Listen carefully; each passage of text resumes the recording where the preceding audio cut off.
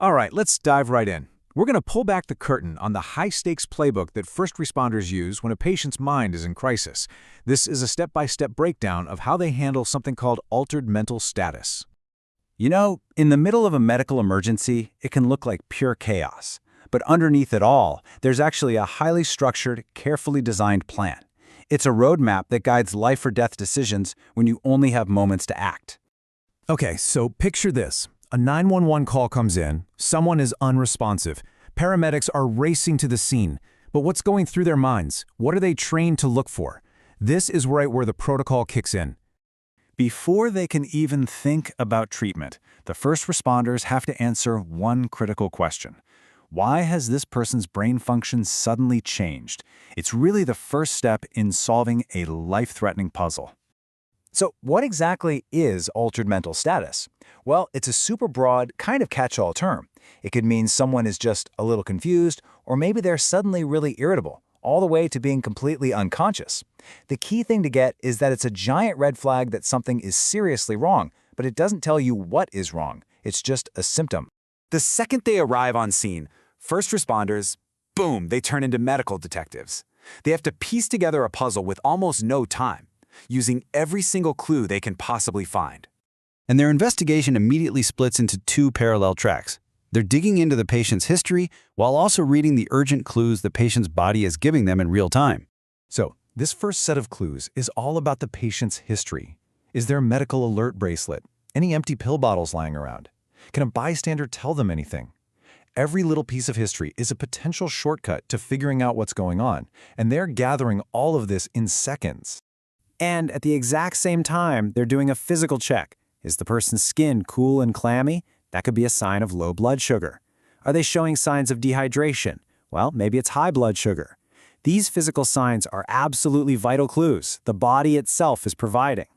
Okay, so with these first clues in hand, the mental checklist begins. Responders start running through a list of potential causes, trying to match the evidence to what could be happening. This whole process has a name. It's called a differential diagnosis. It sounds fancy, but it's really a core skill in medicine. You start with a wide range of possibilities, and then you systematically rule things out based on the evidence until you land on what's most likely. And this is basically the list of top suspects in a case like this. Is the patient in shock? Or maybe fighting a massive infection, which we call sepsis? Could it be a heart rhythm problem?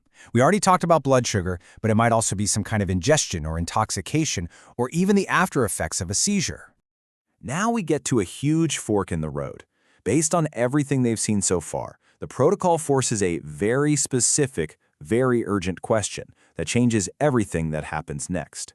And this is the question, is the patient breathing really slowly or shallowly? That's what hypoventilation is.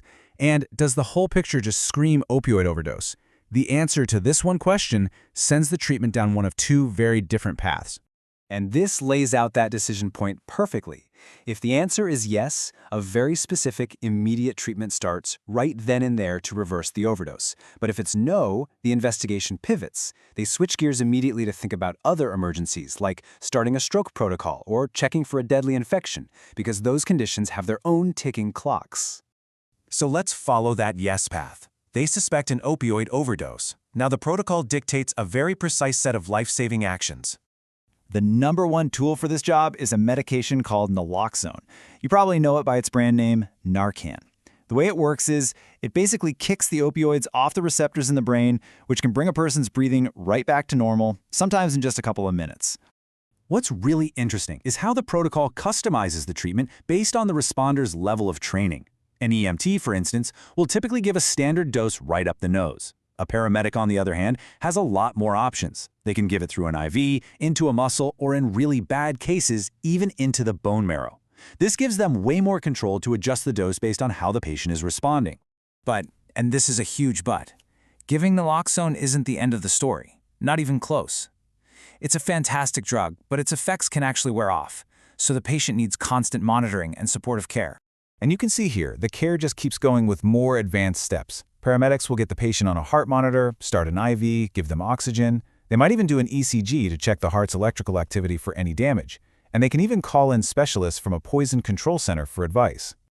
Everything they do on the scene, All the detective work, the diagnosis, the life-saving treatments, it's all designed to stabilize the patient for one critical reason: to get them safely to a hospital where they can get more complete care.